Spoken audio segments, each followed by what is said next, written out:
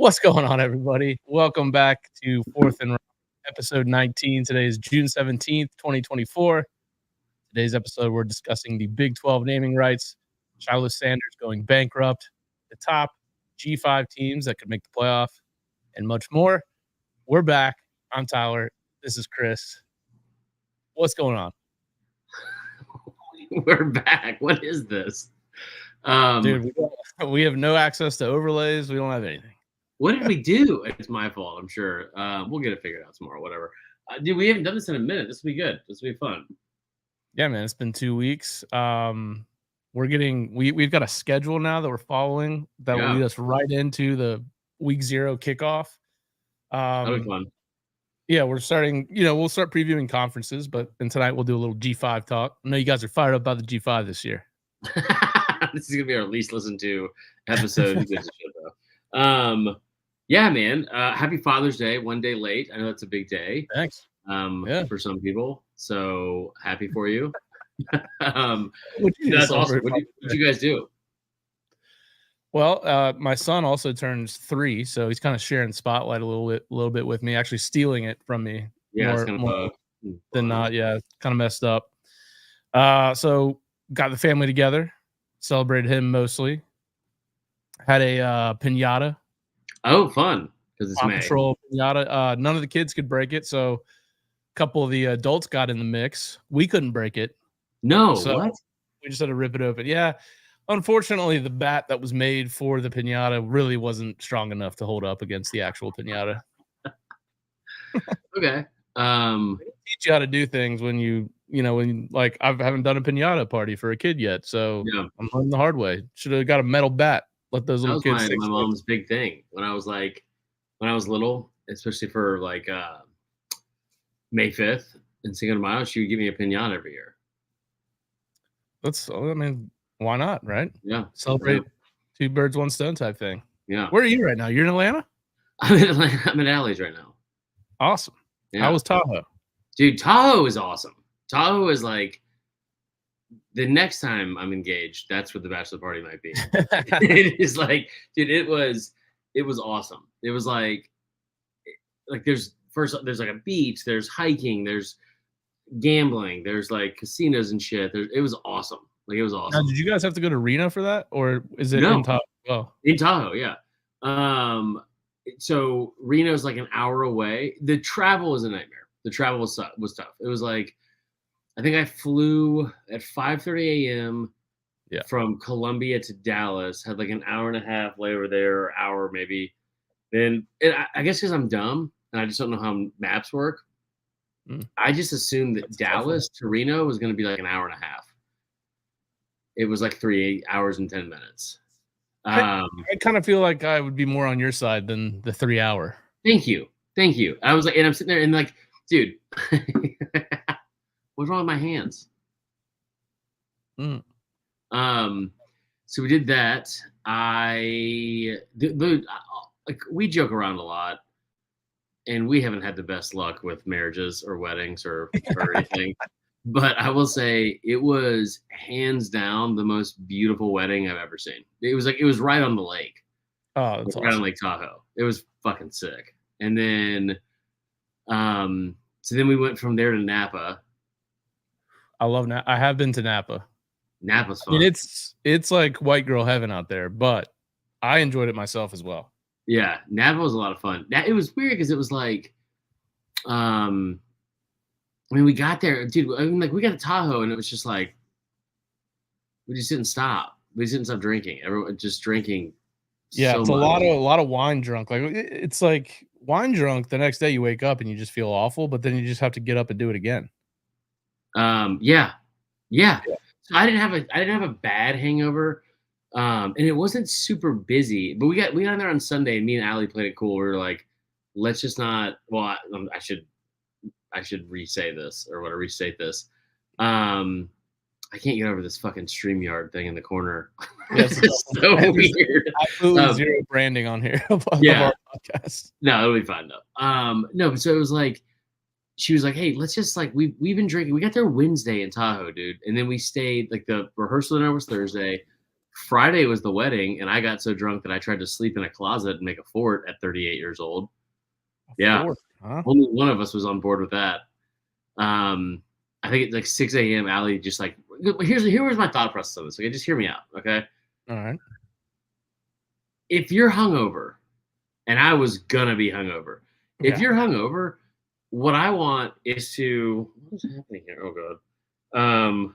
Did something happen on Twitter? I'm getting a lot of texts from Georgia fans. No.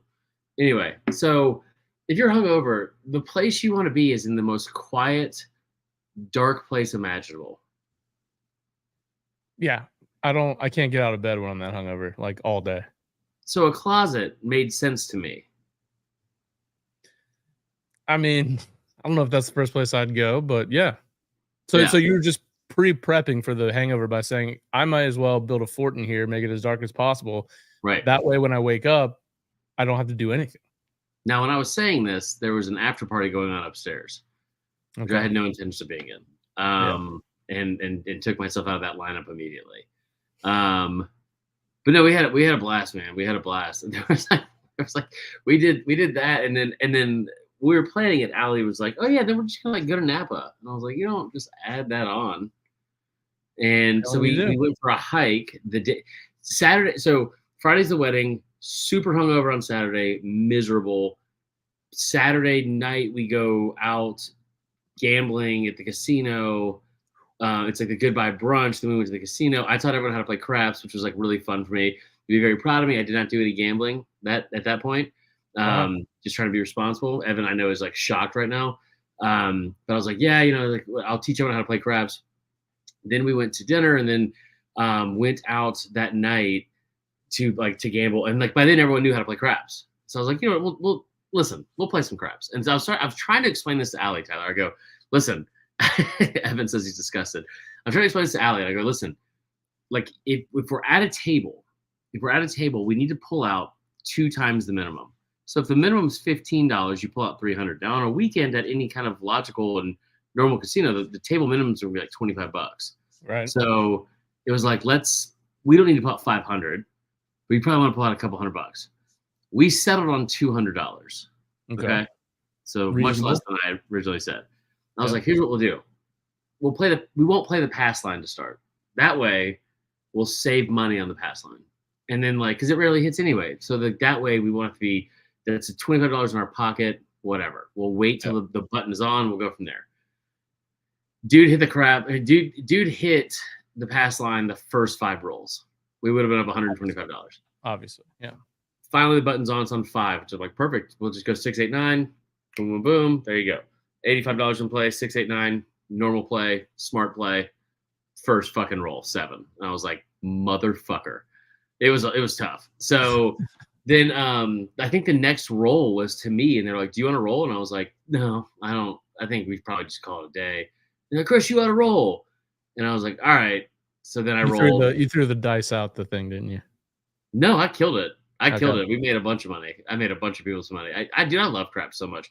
And then we went to like a dueling piano thing, and it was a lot of fun.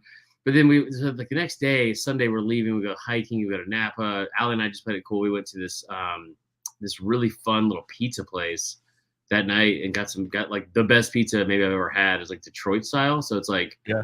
So it's like a square, and then also while you're eating it, people steal your hubcaps. So that's pretty fun. Good to be cultured. Yeah. You also get diabetes. Yeah. What? I think I already have because of the thickness of the pizza. Dude, it's very thick. But it was like really. Like, we took pictures of it and put it on social media. It just did not do it justice. Also, hard launched ourselves on social media after 11 months of dating.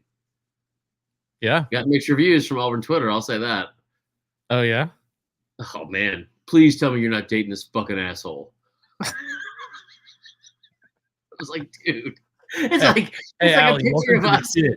It's like a picture of us in this like beautiful setting at her best friend's wedding, and you got like fucking War Damn, fuck you, 69 420 says, I please God tell me you're not dating this asshole. And I was like, hate to see it, bro. And then it was like a bunch of other, That was definitely Allie's welcome to the shit moment. Like, oh, maybe the hard launch wasn't this is Chris's everyday life. Yeah. Thank you, Evan. Evan says Alex looks phenomenal. It was fun, man. We had a really, really good time. I know I've already gone way too long about talking about this, but I just it was one of the best vacations I've ever had. We had a really good time in Napa. I will tell you this: we got to Napa. Did you go to the castle? Also, what? Did you go to the Castle Winery? No, in Napa? No. That place was cool. Does anyone care if we talk about this more than football? Because like we're not. I don't give a shit about the G5 stuff. Yeah, we're not going to cover them heavily. Just the teams that could possibly be, because there is going to be one G5 playoff team. So yeah, we can make predictions on that. I already know who I'm going to pick. Okay. Let's go South Florida Bulls. No, so then we went like so that Monday we're out there, and it's our first day in Napa, really.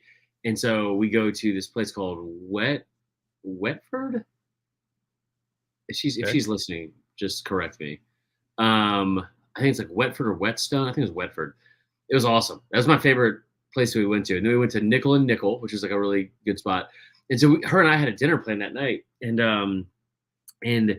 the groom or the bride was like, "Hey, we have a happy hour we can go to. We got invited to from like one of my mom's best friends." I'm like, "All right." And they're like, they have a house up in the hills there in Napa. It's like a $12 million home. Okay, yeah. Like he wants to host us, and we're like, "Yeah, let's just fucking do that." So we go, and like we're all drunk from the day. Yeah, we should not be here. That's also, yeah, but here's the other thing, Tyler. Here's the other thing. I'm 38, and all of her friends are 30, which is a much different. That might not seem like a big difference in age, but especially when you're drinking, it's a big fucking difference. I had a similar experience with someone I dated last summer. It was quite the spread in age. Yeah. It was tough. I didn't fit in. I'll say that. Talking about your new no, we don't need to. We're not ready for that kind of a hard launch. Okay. Anyway, I wish I didn't do that to the mic. That was weird. No, so we went up to this guy's house, and he's like, "Yeah, I heard you're the football guy," and I was like, "Yeah." And he was like, he goes, because I played college football, and I was like, "Oh, cool. Where?" He was like, "Yale." I was like, "Okay, sick." He goes, I went to Yale for undergrad, and then Michigan JD Piquel? Huh? Said, do you know JD Piquel? Yeah, he went to Cornell, you idiot. This dude was like 77. They all know each other. Like, yeah, I know JD, of course. So he's like 77, and then the funny part was like so I was like, "How did you guys meet?" Because they were like obviously remarried, and she was like, the woman was like working at like a normal job, doesn't drink, not like anything, and she like got an eHarmony, and then met this dude. Yeah, and then met this dude, and this dude is like, yeah, answer the question. Are you? I don't know what that means. Little bitch boy, little BB. Oh shit. Anyways, so we stayed up there, and it was like a lot of fun. And it was like, you ever been in one of those situations? I haven't been in one of these situations since I was like in my 20s, where you're like having a blast in a situation that you will probably never afford ever again, or ever in life. But it's just like this one random night that all these things come together, and like, so we're like sitting in this home. It's up in the hills. We're like blaring Zach Bryan, and we're all just having a fucking blast. And he's like, "Guys, that's a White's party right there." If I've ever heard it. Awesome. He was like, Evan says, "Tell Tyler what you made me do." What did I make him do? I know we talked about a lot of Celsius. California's a place for Celsius for sure. No, but anyway, so we're sitting there, and I was like, I think at one point he came outside. He's like, "We've gone to like 15 bottles," and I was like, "Oh, okay, thanks." And he's like, "We'll go down to the cellar and open some more." And so then oh yeah, Evan. I texted Evan hammer drunk and made him get me the fucking video of the Tennessee game rant from 2 years ago to show it to people out there. Did you? Thanks, Evan. Anyway, but yeah, so we had a blast. We had so much fun that night. And then, like, the guy was pouring us bottles, Tyler. It was like, "Hey, here's Paradigm. It's a 1988. We're like, "What the fuck?" It was awesome. So that's the end of the trip. It was a lot of fun, man. Good, man. Well, I'm going to Tahoe in July. You are? Yeah, there's a have you ever heard of the American Century Championship? It's a golf tournament that like Pro-Am. Yeah, the Pro-Am. Yeah. So, so where they held it was where the wedding was, Edgewood. Oh, okay, yeah. Yeah. Okay, cool. So a good buddy of mine is like best friends with somebody who's playing in the tournament. And so yeah, it's gonna be a weekend. Can I know who it is, or is it like a? Yeah, I don't know if he wants to. I guess it doesn't matter. So is TJ Oshie plays for the Capitals? You know TJ Oshie? I don't know him yet, but I will when I go. The American hero TJ Oshie? Okay, yeah. That's the guy. The guy who went into the 2012 Winter Olympics or 2014 Winter Olympics and just kept going shot after shot. That's fucking sick, dude. Yeah. That's awesome. So one of my best friends from high school here, actually, he was really good at hockey. Yeah. Too good for Atlanta. So he transferred up north, played at a prep school, and then played college hockey at North Dakota. And Oshie, I believe, was his roommate. Yeah. But yeah, he's like, he knows all these awesome NHL guys because it's like the Bama or the Georgia of college hockey. Yeah. That's cool. So yeah, he goes every year. Like Oshie plays in it every year. And my buddy goes every year. He's like, it's a blast. He's like, last year I was playing beer pong with Miles Teller. I don't know what was happening. I was like, okay. And he's like, you should come. And I was like, I just booked it. We were drinking. We had a few cocktails, what of it. And yeah, I was like, I'll just book it right now. And this was like 3 months ago. And now it's almost here. Dude, so you got to tell me where you stay out there. Because I will tell you the one thing that I was like, first day, I was like, I can't do this. I'm not going to be able to do this. I got in after like 12 hours of travel. I had to take this bus from Reno to Tahoe, which I was like, whatever, like that's fine. Like that just seems like a normal thing. It's like a shuttle bus type of situation. But it was like a Greyhound bus type thing, like that kind of bus. If you know what I mean? Mm-hmm, yeah. It's like $25, $30, whatever, and it takes you to Edgewood. And so the guy was like, I'm like right like running on fumes. He goes, "Are you staying at Edgewood?" And I was like, "Yeah." And I assumed I was. And so when I got to Edgewood, Allie sent me this like address of where I was going to be. And it wasn't Edgewood, it was like a half mile away. So when I got the bus, he's like, "Are you staying here?" And I was like, "Apparently I'm like a half mile away. I'll figure it out, blah, blah." He's like, "No, I told you that like, you need to be staying here. I'm not just taking people from the Reno airport to here. You are not allowed to ride this bus back to Reno." And I was like, first off, I'm already here. I'm not getting back on the bus. So let's calm down. Dude, it was a 0.8 miles through like to get to where I was going. It's a $47 Uber. Yeah. I was irate. I was like, I'll drown myself in this lake right now. Yeah. I was looking at hotels and it was like, yeah, you're right on Lake Tahoe. I was like, sweet. It was like, you're an hour and a half away from Edgewood. I was like, oh, okay. Well, can't stay there. Are you? Oh, yeah. On the complete opposite side of the lake. Where it's all these a big lake, man. It's really nice, though. So, all right, let's get into it. Yeah. So this is a bit of old news, but I just want to get your thoughts on the Big 12 basically saying we're going to take private equity money and we're just going to call ourselves like some insurance company as a conference. Yeah. What do you think my about thoughts on it? Yeah. College football has been bastardized by fucking like corporations for so long. And like in this whole idea, it sucks. I don't like it. But here's the other thing too. Like if you want to push back on this, here's where I'll start. There aren't 12 teams in the Big 12. Yep. Right? There's like 14. So they're already liars. They're already liars. The Big 10 has 18 teams. The SEC is in Texas. Yep. Like, and Missouri. So and who Oklahoma. fucking cares? Huh? And Oklahoma. Oh, God, those fans are awful. So I think it's like if you want to do that, that's fine. I think what we're gonna see from the Big 12 a lot is that, like, you know, that dragon meme where it's like dragon, and like whatever that thing is. I think that's gonna be the Big 12. Like we talked about this in the last show, and I stand by it. They gotta get money because they're never gonna be able to keep up. So they have to do stuff like this. Yeah. And I don't know how much money they're going to get out of this.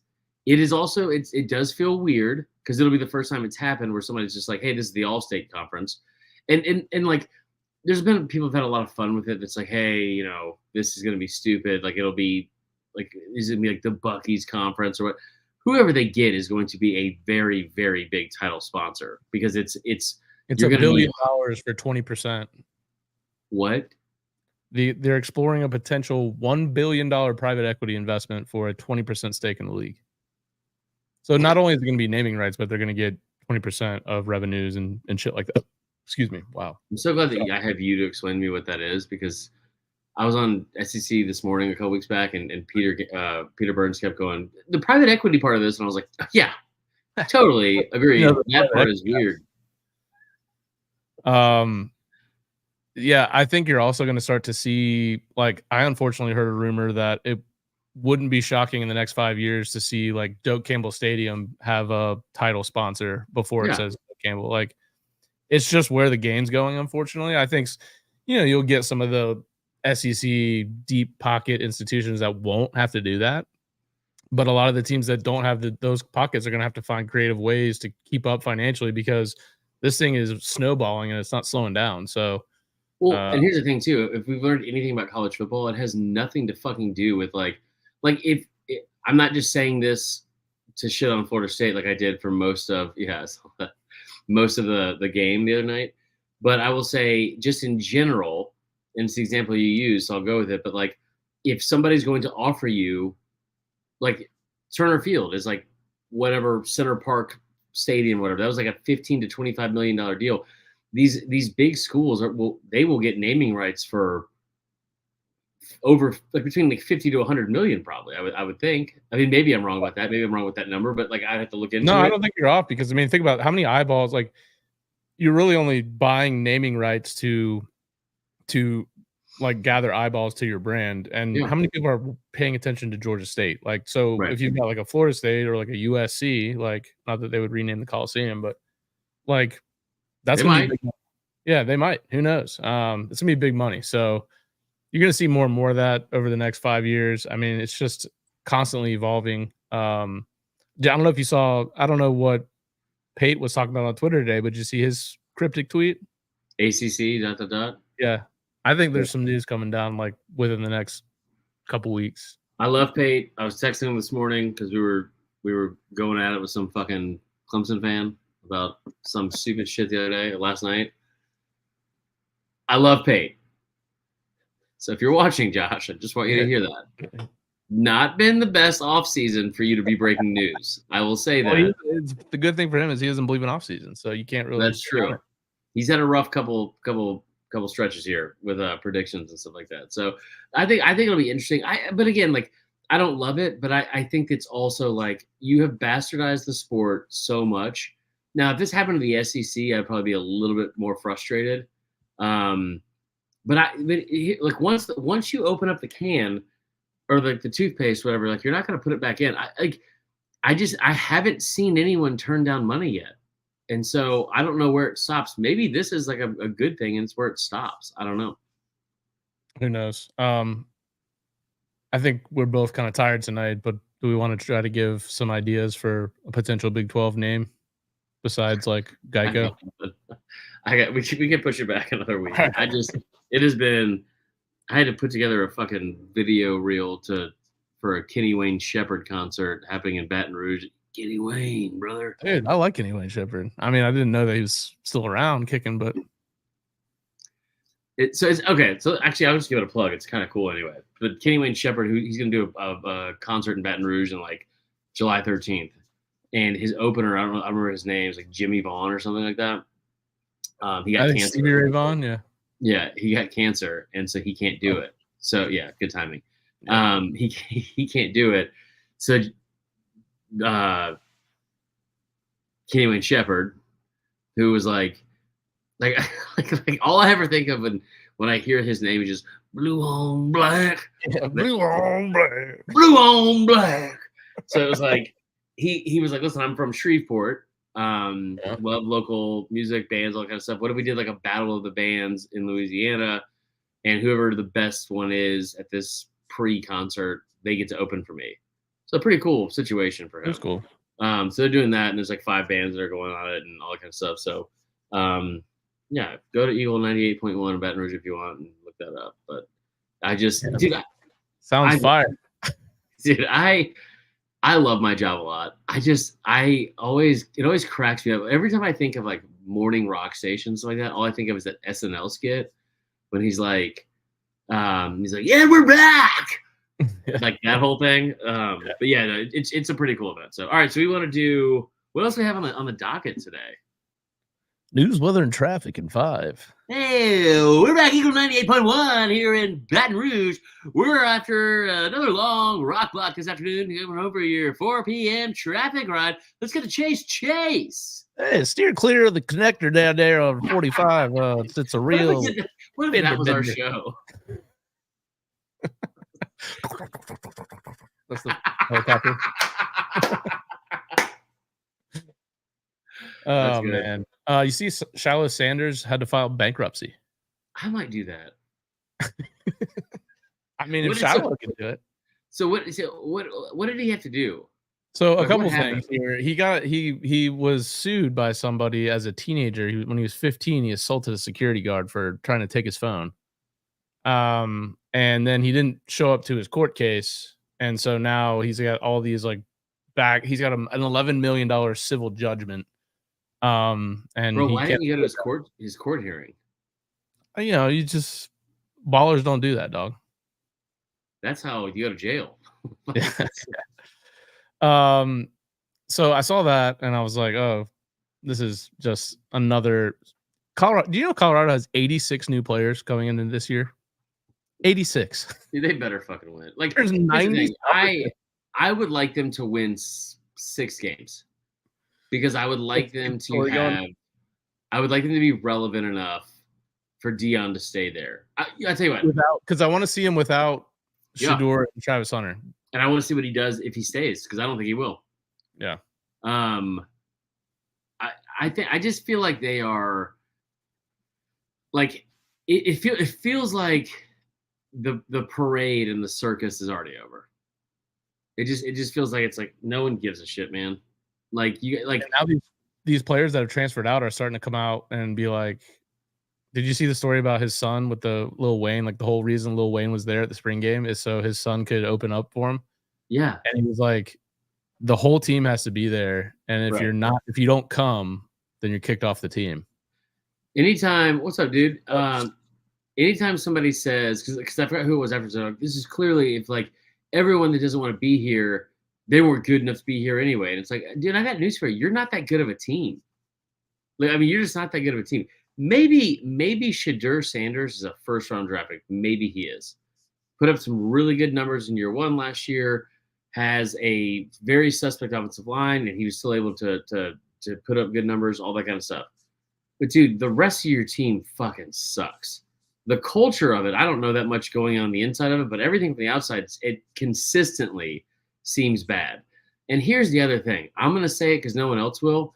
This isn't happening because the head coach is black. This is happening because he's unlikable and he's gone out of his way to make everyone else feel like it's like him and his son, mainly his son, to be honest, have gaslit the rest of the country into thinking like, oh no, we don't have any problems here. Like we're fucking great. Y'all, if you leave, y'all suck. You're not. I don't even know who that guy was. That quit and said all this stuff. Well, he was on the team. You know why you probably don't know who he was? Because you brought in 86 fucking players this year. Because when your dad walked into the fucking room with all the returning players of that 111 team, the first thing he said was, "Get out. I'm bringing my luggage with me, and it's Louis."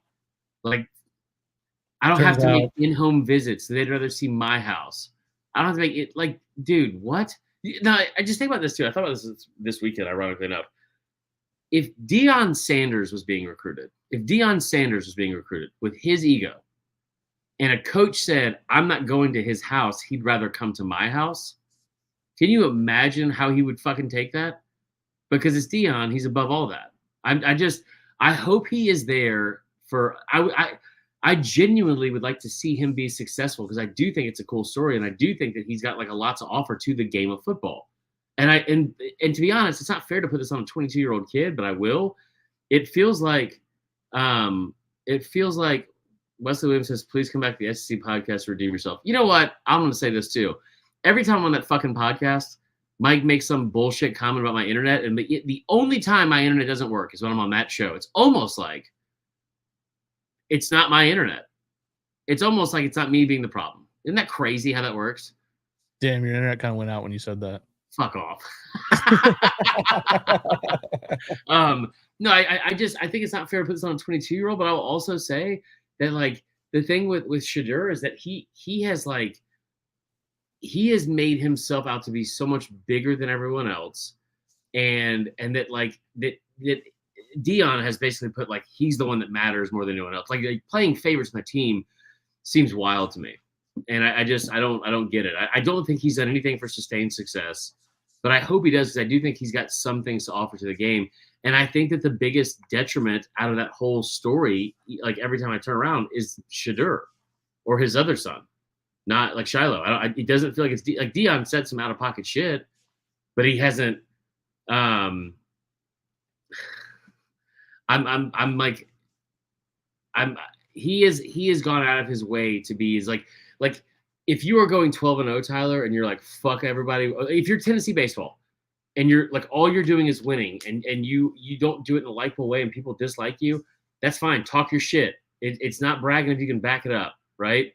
But if you're 4-8 and you're blowing 29-point leads to Stanford, maybe shut the fuck up a little bit. Yeah, there's just no Humble. But are we shocked? I mean, there's never been Humble and Dion in the same sentence. So not totally surprising. Not surprising that it hasn't worked out thus far. I think 5 guys from Florida State transferred to Colorado last year. All 5 have already left the program. One of them actually transferred back to Florida State. Good for you guys. That's awesome. So, all right, let's talk about a little bit, not too long, about the G5. Some of the teams. Football story we have for now. I don't think there's a lot going on. I mean, there's recruiting, but honestly, I've been into recruiting since probably 2006. I want to say. Yeah. I can't do it anymore. These kids. Like I was listening to a Florida State podcast today about recruiting, and they were like, "Yeah, pretty sure none of the kids in the class are like totally solid." It's like, okay, cool. Why do I pay attention? Dude, it is very weird. It's weird. Julian Lewis is like Juju Lewis, whatever. He visited Auburn this weekend, which I think it's a good fit for him for one, and then two, I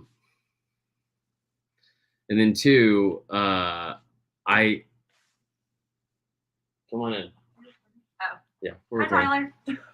Hey. Get my magazine out so we can talk about the G5. Can you like close my closet? Okay, get out of the stream.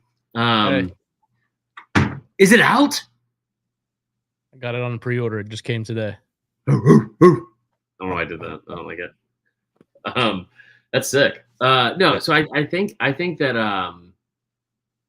that what were we just fucking talking about, Tyler? It was very important. Evan, calm down. No, the recruiting thing. So Juju Lewis is like, he went to Auburn this weekend. He went to Indiana for a visit. He's still committed to USC. Like, I think that I just would like it to somebody to step in and be like, hey, here's the deal. Like maybe The Rock needs to say this because everyone likes The Rock or Beyonce. I don't fucking know. But somebody just come in and be like, hey man, you don't need $5,000 to go on a visit. You don't deserve $5,000 to go on a visit. You know what I mean? Like, I don't, like, come on. Like, it's out of control. Yeah, it does sound like On3 was reporting today that it sounds like he may be flipping to Auburn, or they at least feel confident. I think he is. I like it. I think it's a good fit for him, for one. I think he felt like it was at home. And here's the other thing, man. What they brought in last year, and they brought in all that talent receivers. And here's what no one's talking about with Auburn. I keep fucking saying it. With what do you call it? With Auburn, Hugh is bringing in. He's going about this whole thing in the portal, like not with the portal, with his recruiting by going to get high school kids and like building it through there.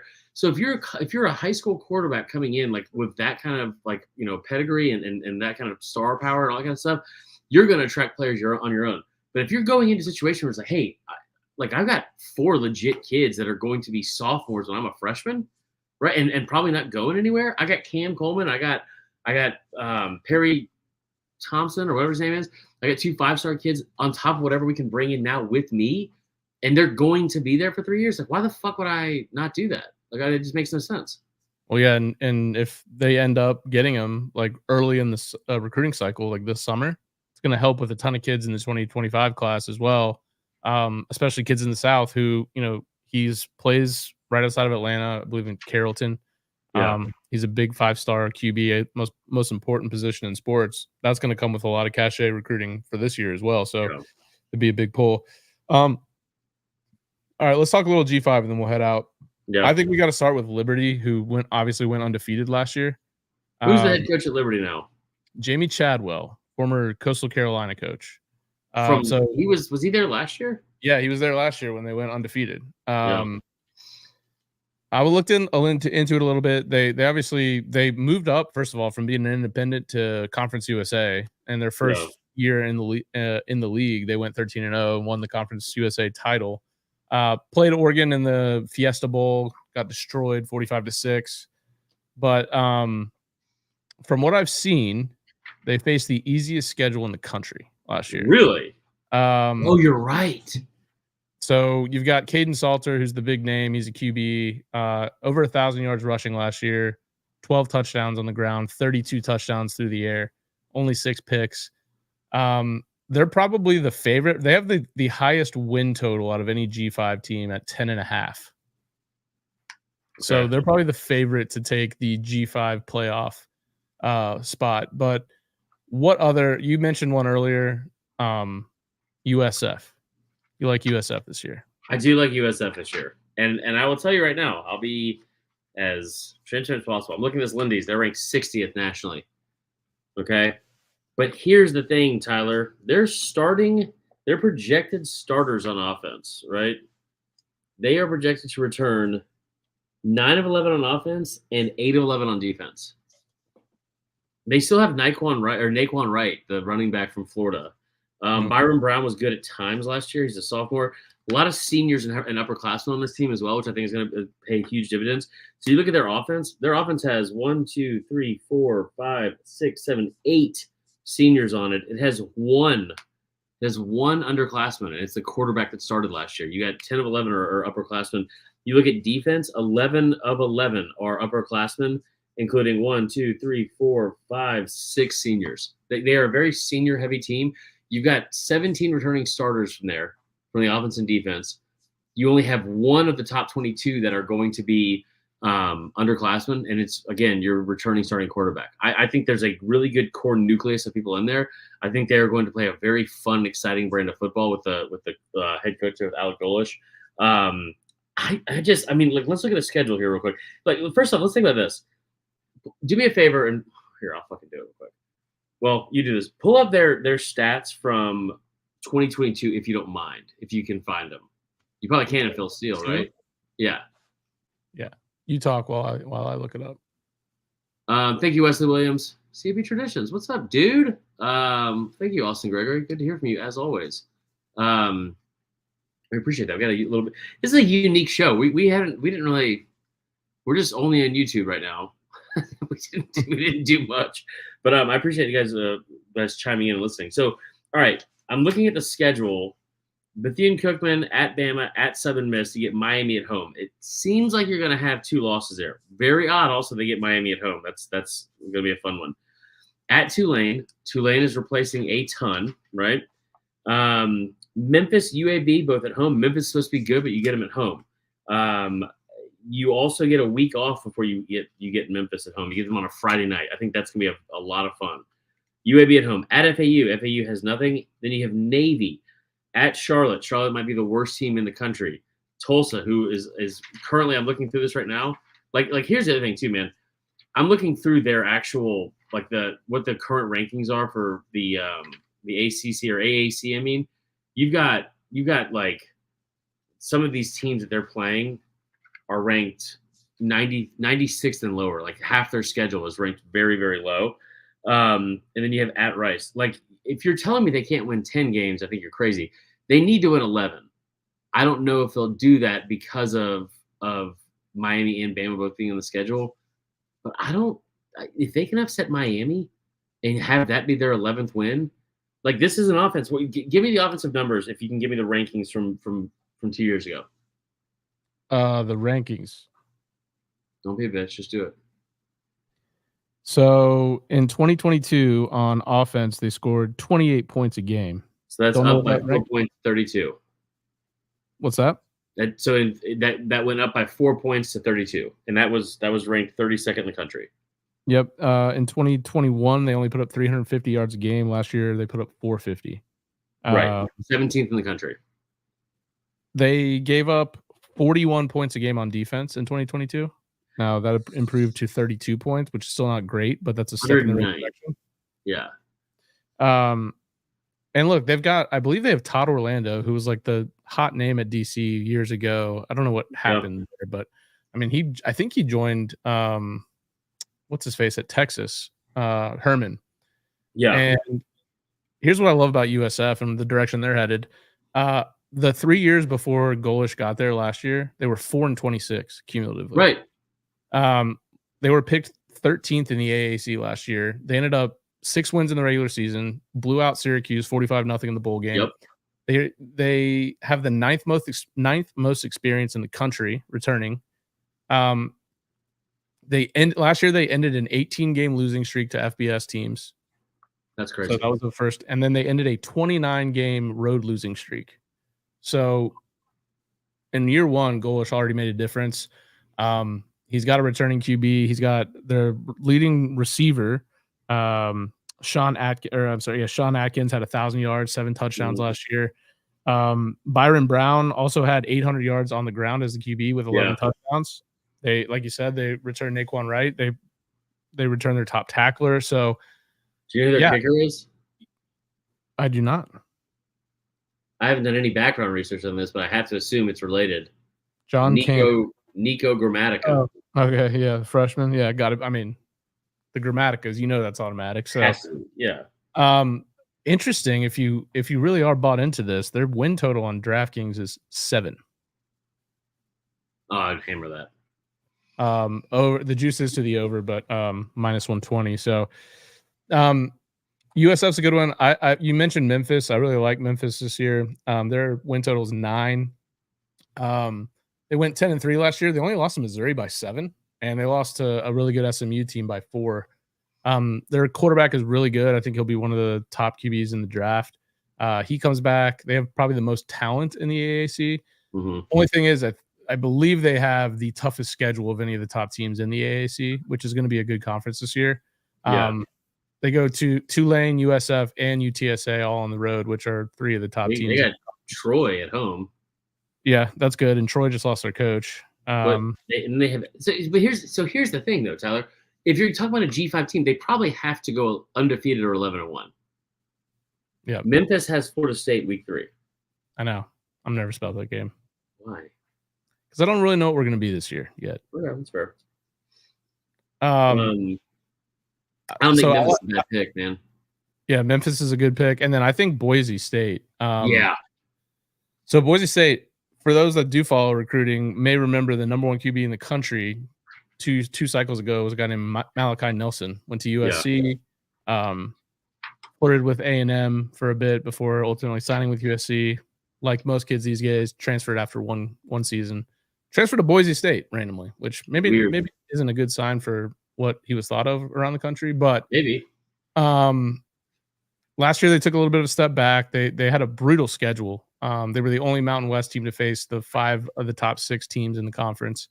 They fired their coach, made their DC interim. Now he's the full-time guy.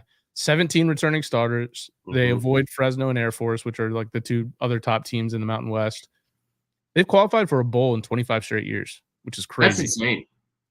Now they do. So they open with Georgia Southern. They go 2 Georgia Southern and 2 Oregon to start the year. That sucks. But they're probably the clear-cut favorite in the Mountain West. Ashton Jonte is their running back. He's probably the number 1 NFL prospect this year, at least to start the season.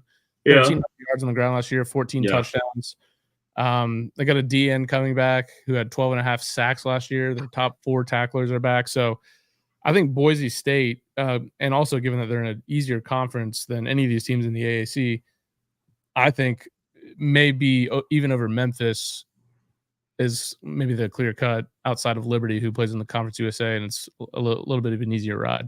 So let's talk about Liberty for a second, because I do think that's also a really good point, because you kind of want to stay away from Liberty because they did it last year, and it's like they also seem like the favorite. The 2 or 3 teams we talked about with Boise and South Florida. Now, South Florida making the playoff maybe feels like a pipe dream a little bit with Bama and Miami being on the schedule. Boise has Oregon. So maybe this is the year we have an 11-1 team that makes it, right? Because I do think that the what do you call it has to matter, the strength of schedule. Here's the thing about Liberty, man. One thing about Boise State is not a program that gets a ton of people transferring out. Like that's a program that's gonna have people like transferring in. Liberty lost from that last year's team that was so good. Now they get Caden Salter back, who is obviously the former USC guy, like we talked about, really good. They only have 5 returning starters. On their offensive line, they only have 2. And they don't have a ton coming back. On defense, they have a total of 5 coming back. So you're talking about 10 total returning starters. You see that a lot with teams like Bama or LSU or Georgia or whatever. How does Liberty replace all that? You know what I mean? Like I don't know if you're going to be able to. But here's the thing: if you're making a case for Liberty, Campbell, who's great at baseball and marketing, not great at football. At New Mexico State, UTEP, East Carolina, who's predicted like 116th this year. What happened to East Carolina football, man? At App State, that's probably that might be your toughest game on the whole schedule. FIU at Kennesaw State, which is wild. Maybe we should go to that. Jacksonville State at home, at MTSU, at UMass, Western Kentucky, and at Sam Houston. Dude, I don't see anything on this fucking schedule that seems even fun. So they might be the easy pick, but they're going to do it with a strength of schedule that's like in the bottom 5. Yep. So. Yeah. The only other teams that I think have a chance, Tulane. Willie Fritz is gone. He went to Houston. As I mentioned before, the former Troy coach John Summerall starts there. He did a great job at Troy. Yeah. I don't think we give Willie Fritz enough credit. Tulane had never won consecutive bowls or even back-to-back winning seasons in the 20 years prior to Willie Fritz getting there. He went 11-1 last year and 12-2 the year before and beat USC with Caleb Williams in the Cotton Bowl. But he is gone. They only returned 10 starters. But their 4 road games in conference are all against teams that had losing records last year. So they could be something. And then UTSA, their win total is 8. They lose Frank Harris, the quarterback. They lose Frank Harris. That's the big one. They do avoid Tulane and USF, and they get Memphis at home, where their coach, Jeff Traylor, who's supposed to be like the next big name, is 23-4. He's 22-2 in Conference USA with 2 titles since he's been there. So then they moved to the AAC last year. So a little bit of a tougher go. It seems like Conference USA is just where you want to be if you want to win a ton of games. So, it's like last thing I'll say. All right, last thing I'll say on this. Liberty is what? Conference USA. 10 total teams. By the way, Kennesaw State, poor Kennesaw State's ranked 134th. Out of this is just in Lindy. That's their first year in the FBS. They'll get there. Yeah, I'm excited about Kennesaw State. There's a lot of talent in the state. I think they're going to be a lot of fun. But from a disparity standpoint, like you saw even in the AAC, it was like Memphis is preseason 36, I think. Tulane was like 54, and then you had USF at 60. Dude, Liberty is 25th in this preseason magazine of their overall ranking. Do you want to know what the next closest team in that the second ranked team in the conference is ranked nationally? It's Western Kentucky. Do you want to take a guess where they're ranked? 94th. 83rd. Jacksonville State is 3rd, and they are 91st. And then the other 7 teams of the 10 total are ranked 113th or worse. So Liberty is going to pile up wins, but they're going to do it at the expense of not playing anybody. And again, I don't see anybody on the schedule that's like it's not like maybe they are the best bet because they're not going to play Bama, Miami, Oregon, or any of those teams like you said. So it'll be interesting that maybe that's the best play. I will tell you the team I'm pulling for is probably going to be USF or Memphis. What I want is somebody that's going to play a good brand of football, like the Tulane thing we saw with Willie Fritz, where it's like, hey, like I want you to be able to compete. I don't want to see Liberty play some high-flying offense against the worst strength of schedule in the country and then open up with fucking Ohio State on the road or Georgia on the road or something like that. I don't want to see that at all. Yeah. So I think those are the teams that we think can compete for a playoff spot. We will continue our conference previews starting with the Big 12 next week. We'll continue to cover stories and headlines as they come up, but we'll try to stay on a schedule of conferences each week leading up to week 0 in August, which is not too far away. So if you tuned in today, we appreciate it. And we know there probably wasn't many because we are having some issues with StreamYard, but appreciate you tuning in. Tell your friends about the pod, like the video, subscribe to the channel.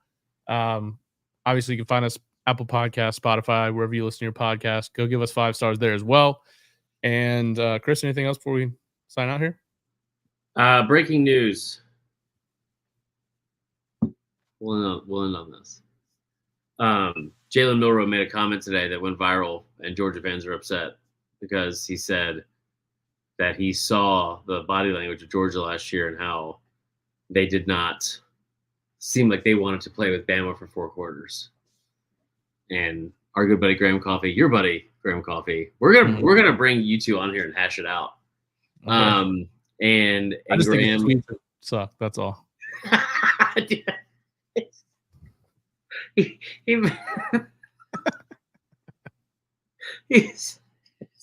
I just want you to say that to him, and just have me sit in the corner like, Evan Grimes says he's going to run his fast like Texas. So Graham made the comment. He goes, "You won't need a senior leader this year to make up going 7-5. Georgia can just play this clip on loop, and they probably can. They probably can play that as motivation." So the breaking news here, Tyler, is that this year, the team that's won 2 of the last 3 national championships and only lost 2 games in the last 3 years is not going to need to gaslight themselves or the rest of the country into a make-believe Fantasyland story where someone said they were going 7-5 just to motivate themselves internally. They're going to use an actual quote from a quarterback that beat their ass on the field and had that to say. Because here's the thing, Tyler. If you watch that game, they did not want to be there. I do think it's like, I wish that Bama was on the schedule because I think Georgia's going to run a roughshod through fucking everybody this year. But yeah, I thought that was funny because, dude, they don't need any more motivation. They are going to be so good this year. But anyway. Shout out Jalen Milroe. Shout out to you guys for tuning in tonight. For Chris, I'm Tyler. We will talk to you guys next week.